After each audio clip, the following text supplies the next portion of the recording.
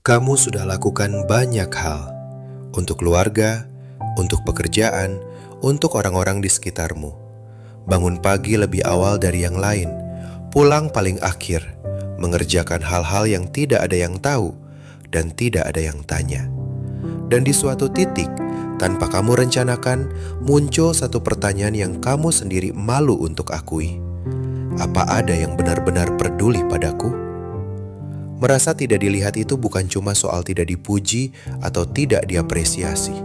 Ini lebih dalam dari itu.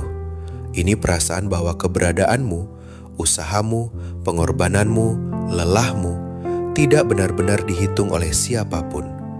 Bahwa kalau kamu tidak ada hari ini, mungkin tidak banyak yang berubah. Dan yang membuatnya makin berat, kamu tidak bisa komplain. Karena dari luar, hidupmu kelihatan baik-baik saja. Jadi kamu simpan sendiri. Dan lama-kelamaan itu bukan cuma melelahkan, itu menyakitkan. Kesalahan yang sering kita buat waktu merasa tidak diperhatikan, kita mulai cari validasi dari tempat yang salah. Kita kerja lebih keras supaya ada yang akhirnya memperhatikan. Kita posting lebih banyak, kita bicara lebih keras. Kita ubah diri kita supaya lebih mudah diterima. Atau sebaliknya, kita mundur sepenuhnya. Kita berhenti berusaha karena merasa tidak ada gunanya.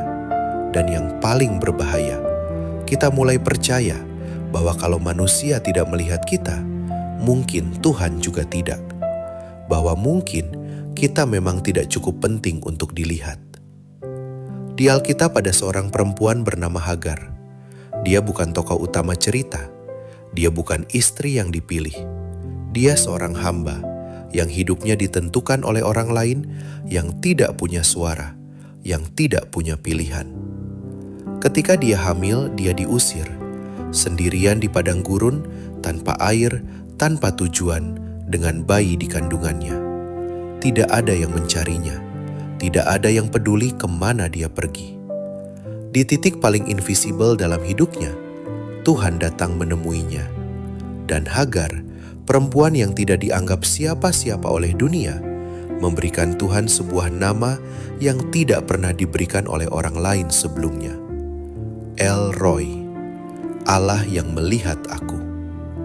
Bukan Allah yang melihat Abraham, bukan Allah yang melihat Sarah, tapi Allah yang melihat dia, Hagar, yang tidak dilihat siapapun.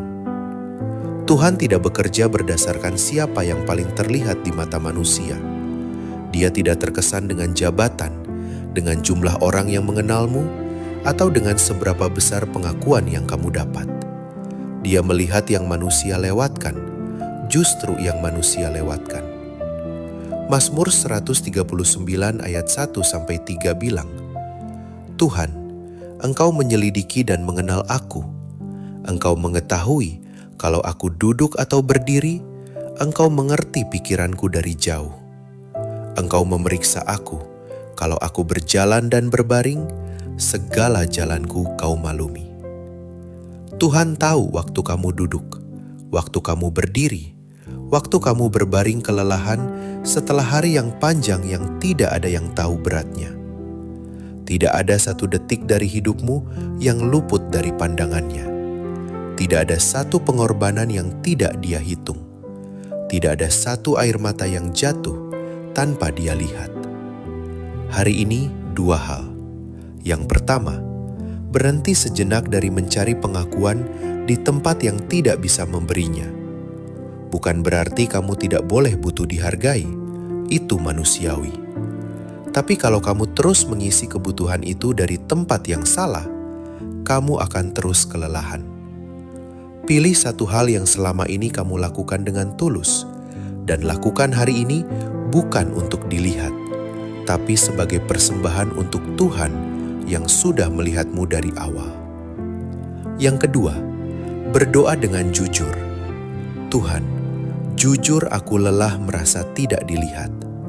Aku butuh tahu bahwa apa yang aku lakukan berarti. Ingatkan aku hari ini bahwa Kau adalah El Roi, Allah yang melihat aku. Sertai aku di hari ini, di tempat yang tidak ada yang tahu seberapa beratnya. Hagar tidak dilihat manusia, tapi Tuhan datang menemuinya di padang gurun. Dia juga datang menemuimu, tepat di tempat kamu merasa paling tidak terlihat.